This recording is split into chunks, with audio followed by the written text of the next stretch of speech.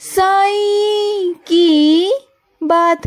बच्चे, तेरी खुशियाँ जल्द लौटेंगी मेरे बच्चे, जल्द ही तेरी खुशियाँ वापस आएंगी मेरे बच्चे, ये मेरा वादा है तुमसे।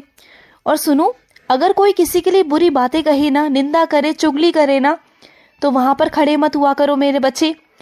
जितना कहने वाला पापी है ना, उतना सुनने वाला भी पापी होता है मेरे बच्चे, तो वहाँ से तुम हट जाया करो। ना कहो ना सुनो, समझ रहे हो ना मेरी बात को। मैं नहीं चाहता कि तुम पाप का भागीदार बनो मेरे बच्चे, वहाँ से हट जाया करो। और सुनो मेरे बच्चे, जब तुम्हें ऐसा लगे ना कि तुम्हें सहायता की ज़रूरत है, तुम्हें किसी की ज़रूरत पड़ रही है, किसी सहारे की ज़रूरत है, तो ये मत सोचा करो कि सारे काम तुम अकेले ही करोगे।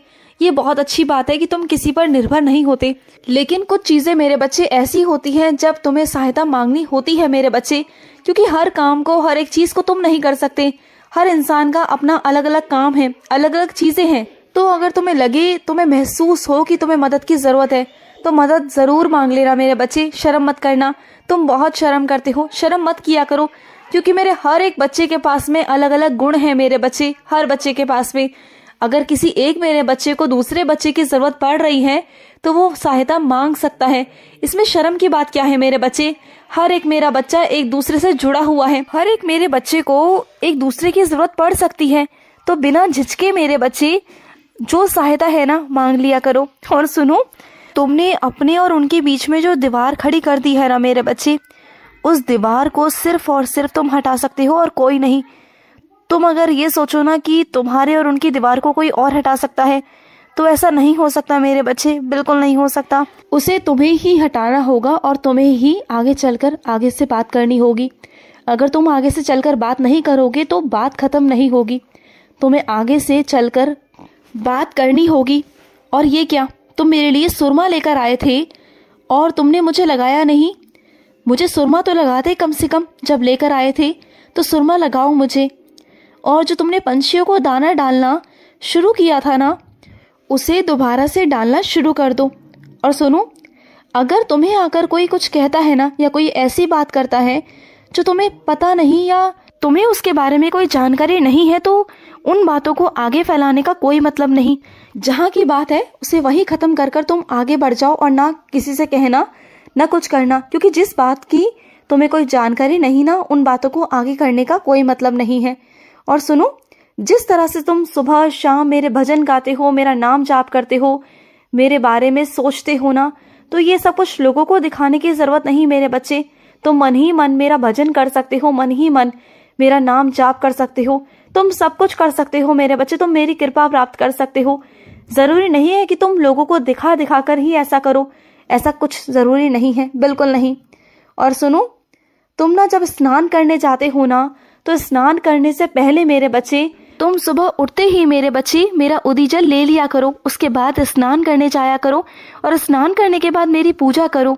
और उसके बाद मेरे बच्चे जो तुम्हें लगे वो तुम करा करो, या तुम मेरा साईं सा चरित्र का पाठ किया करो, स्तवन मंजरी किया करो। और सुनो, तुम्हें मेहनत करने का बहुत शौक है ना, तो ये शौक, ये नशा तुम्हारे अंदर से कभी खत्म नहीं होना चाहिए।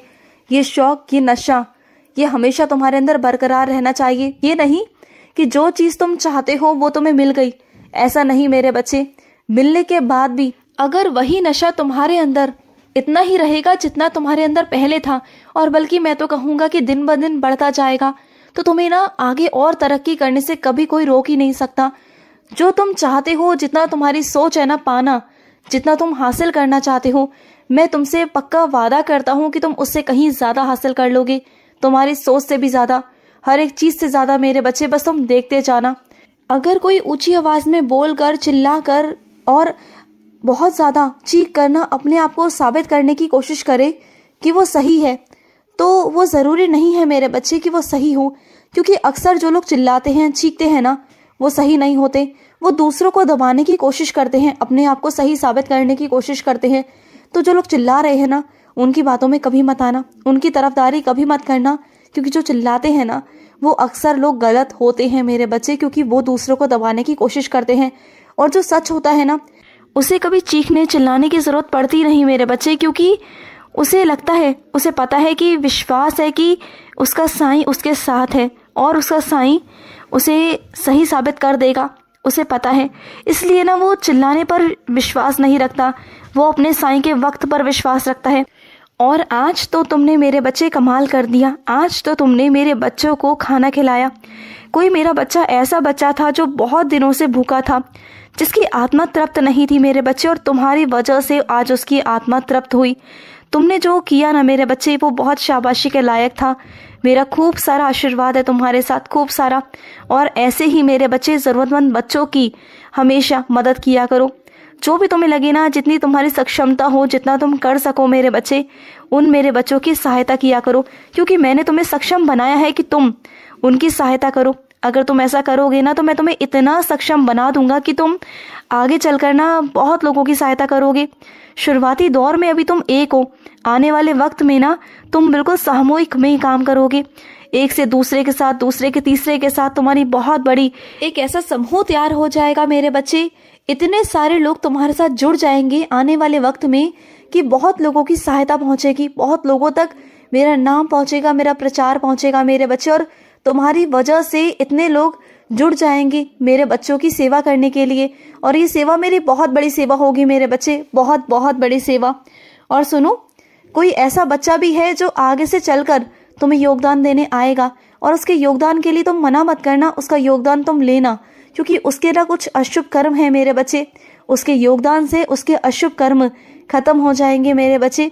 उसका योगदान लेना बिल्कुल मत भूलना, और वो सामने से चल कर आएगा, इस बात का ध्यान रखना। ये संकेत है मेरे बच्चे, वो सामने से कहेगा तुमसे कि वो योगदान करना चाहता है, और उसे योगदान करने देना, उसे मना मत करना।